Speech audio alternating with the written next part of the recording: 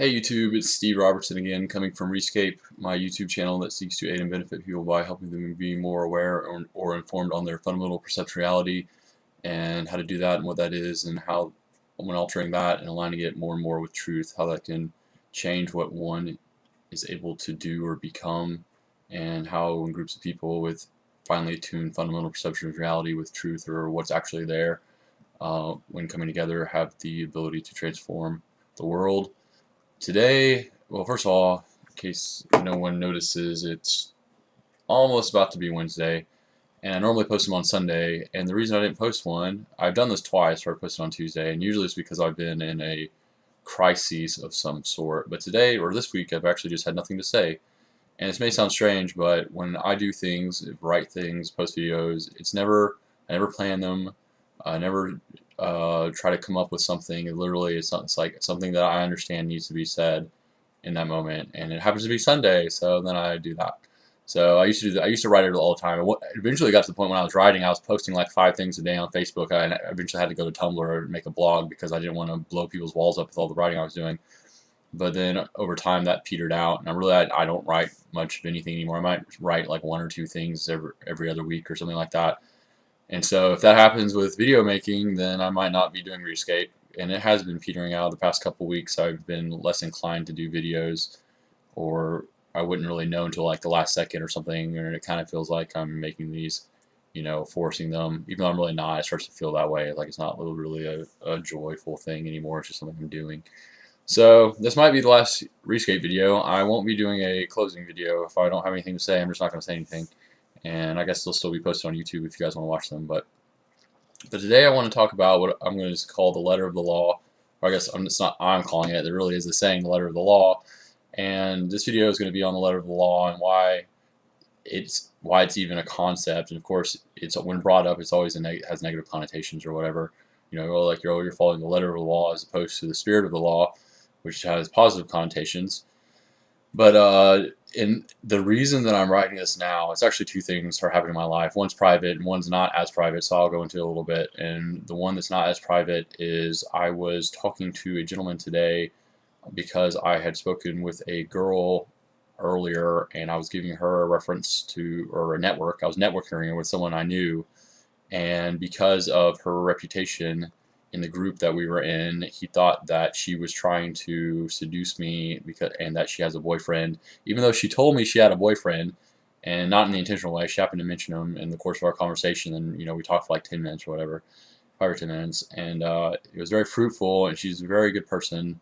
And yes, is she flirty? Yes, she's very flirty, but this is where the letter of the law comes in. The letter of the law, this is a letter of the law that women shouldn't be flirty.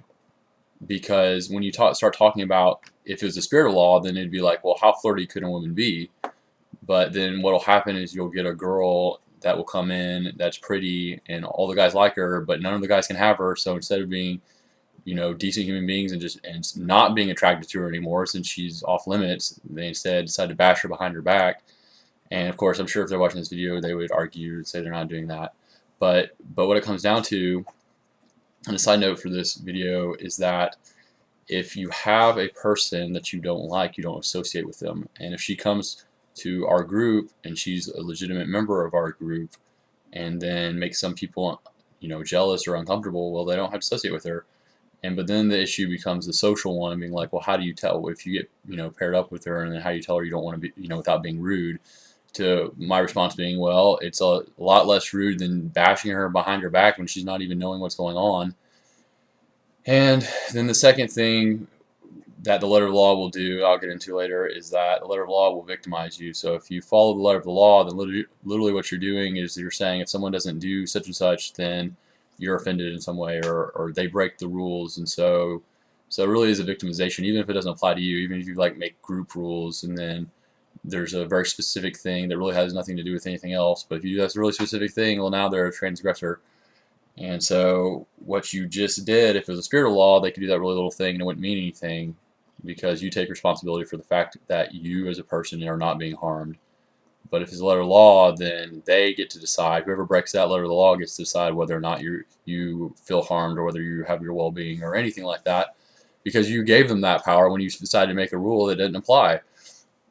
So for example, a cute girl comes into, to our group or whatever. Well, if you're attracted to her, ask her out. And if anybody had asked her out, she would have told them she had a boyfriend.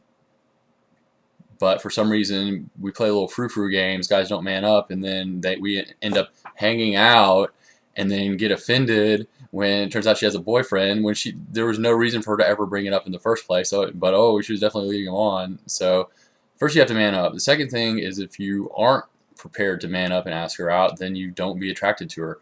Like, if you say, oh, woe is me, I'm a guy and she's a good-looking girl and she's flirting with me, so I can't help but be attracted to her, where's the rule that says that?